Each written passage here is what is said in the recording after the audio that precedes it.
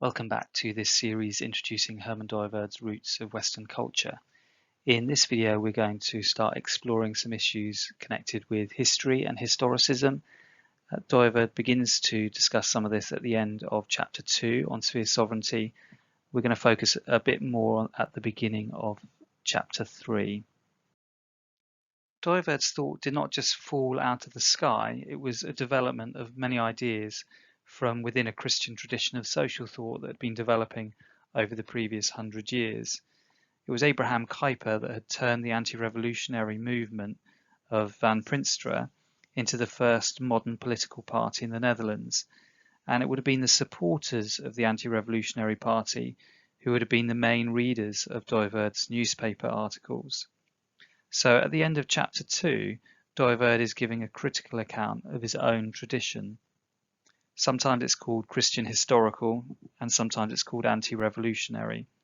One of its key aims was to oppose the principles of the French Revolution, the idea of no God, no master, and also the efforts to kind of unmake or destroy society and start completely anew.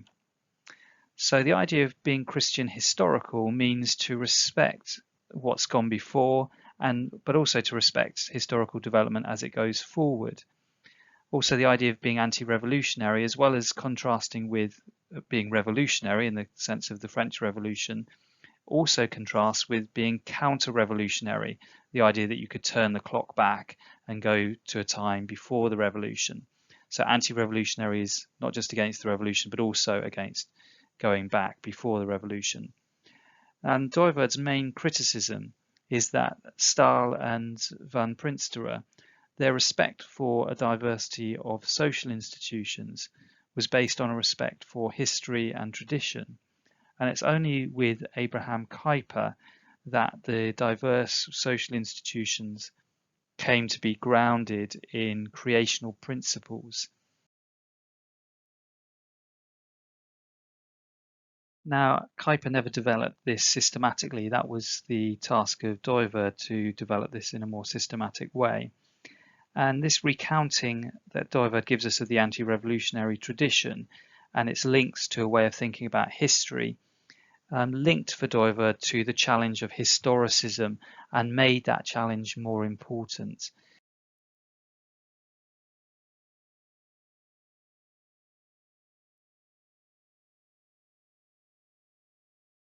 At the start of chapter 2, Dooyeweerd had talked about the radical nature of Christian conversion and how that's going to impact the whole of our life and the whole view that we have of reality. And at the beginning of chapter 3, he warns against a view where we think of Christianity just in a kind of small area of our lives so that we could just accept what everyone else thinks about the whole of reality, but just kind of cut that off and separate that from Christian belief with its kind of eternal truths and values. And Dooyeweerd says that's not possible, that historicism will enter into that area that we've tried to cut off. And there are two reasons for that. One of the reasons is because history is a genuine aspect of created reality.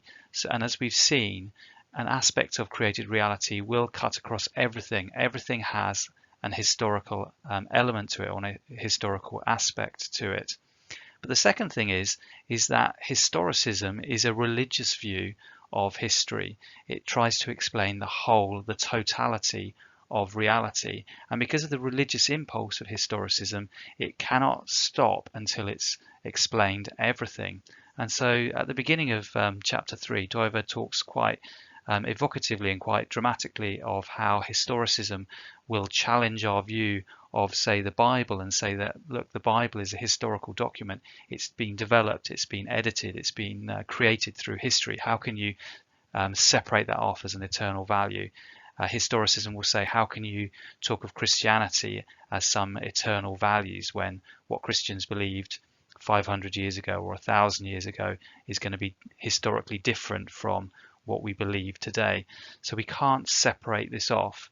And later on in the book, Dooyeweerd's going to identify a bit more the the ground motive behind that way of trying to separate off Christian belief and Christian values as a small area from the rest of the world and talk about the ground motive of nature and grace, where we think of nature as being neutral, as being something that we share with others, and grace being something extra, something special, something that Christians have, but that non-Christians don't, and so that we can separate off Christianity and insulate it from historicism or whatever the prevalent view of the time is. The question we have then is, how do we combat the view of historicism if we can't just limit it to the temporal reality, but have to see that historicism demands to explain everything? Well, Dooyeweerd's solution is to say that we need to allow the creation motive to guide our view. And if we look back in the previous chapter, the quote there was that the creation motive continually drives us to examine the inner nature, mutual relation, and coherence of all the aspects in God's created reality. So what historicism does is it points us to the fact that history is a genuine feature of reality. That's how it can make it into the explanation for the whole of reality, because it's there in reality. But the creation motive asks us to see it as one limited aspect of our experience. So we have to ask, what is the nature of history and how does it fit in with everything else that we experience? And the way that historicism has made the historical perspective the ground for viewing the whole of reality is a reminder that history is a genuine experience that we find, or genuine aspect of experience that we find everywhere. We can perhaps again go back to the example that Dooyeweerd gave in the previous chapter, where he talks about human psychical life, human emotional life, and saying that we can see that there in our feeling for language, our feeling for social conventions, our feeling for economic value or aesthetic feeling, moral feeling, or the feeling of certainty that comes with faith. So in a similar way, both history and human emotional life are aspects that cut across everything. They have a universal reality to them, but that reality is limited, and that's what the creation motive does. It helps us see the limited nature of the reality and helps us to think about, well, what's its true nature in a way that links in and is interdependent with all the other aspects of reality. So historicism claims that we can understand the whole of reality in terms of history. And the first step that Dooyeweerd takes to criticize and overcome this view is to make a distinction between everything that has happened in the past, so all the concrete historical events that have happened, and that's to be distinguished from the historical aspect of those events. He gives the example of the fact that someone smoked a cigar yesterday. That's something that happened in the past. In that sense, it is part of history. However, it has a historical aspect, but it didn't have a historical impact. So it can't be fully explained in terms of the historical aspect. Another example Dooyeweerd uses a few pages on is Leonardo da Vinci and the plans and inventions that he made in terms of like a flying machine. Now, this happened in the past, but it failed to have an impact on history in the way that Da Vinci's art did have an impact. So that helps to understand the difference between the historical aspect and everything that has happened. And once we see that difference, that can help us overcome the temptations of historicism. There's a similar kind of mistake made in terms of physicalism, the idea that everything is physical, and of course everything has a physical aspect. So we can make the same kind of distinction. All our actions and what we do take place within a physical realm in terms of as a totality, but what we understand through physics is just one aspect of that. We have to also understand our actions in terms of a moral viewpoint, a viewpoint of language, a viewpoint of history, a viewpoint of faith, and so on. Now, it's not enough just to say that history is one limited aspect of reality. The creation motive also drives us to think about, well, what's its nature?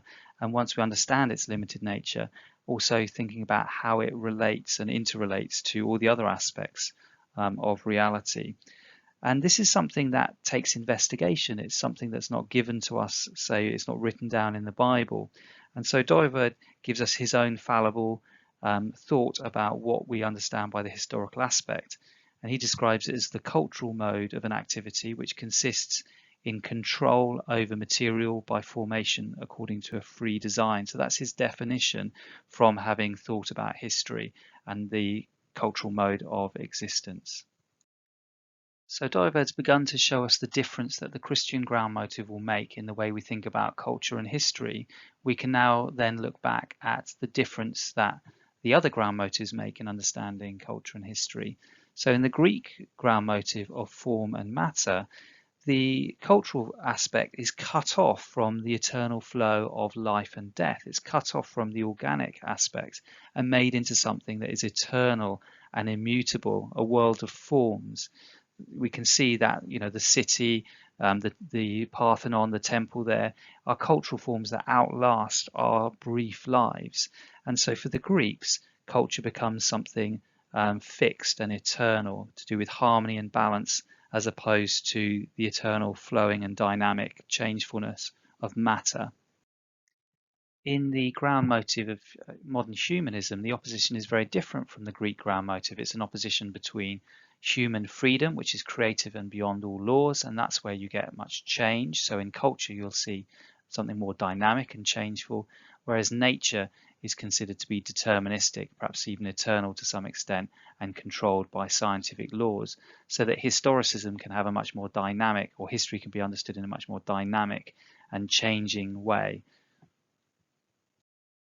Dooyeweerd now begins to develop a view of history guided by the creation motive. And one of the first things that he's going to mention is that because history involves the power to form and shape materials, but even to form and shape people and human institutions, it involves power. But because we're coming from a creation motive, we have to see power as part of creation and therefore as something that is good and not something that is demonic. It's not something that we should think of in terms of brute force. Another thing that comes out of that is that cultural formation is an aspect of many of the things that we do. And so there are different types of power. And there's a difference between the power of the gospel and the power of government. There's a difference between the power of science and the power of financial capital, for example. So Dooyeweerd's rich view of creation with all its different aspects can help us to understand the different types of power. Another thing that comes through is that culture is part of our human response to God as given in the creation mandate and the cultural mandate. So that therefore culture involves responsibility. It involves a response to a normative side to human life, and it's something that we need to give account for. Also, once we've accepted that history involves both good and bad, it involves responsibility, then we can think in terms of the uniqueness of, if you like, historical good and bad as being historical versus non-historical or anti-historical, the difference between progressive and reactionary. So we can think in terms of, in normative terms, not just ethical terms, but normative terms connected with history itself.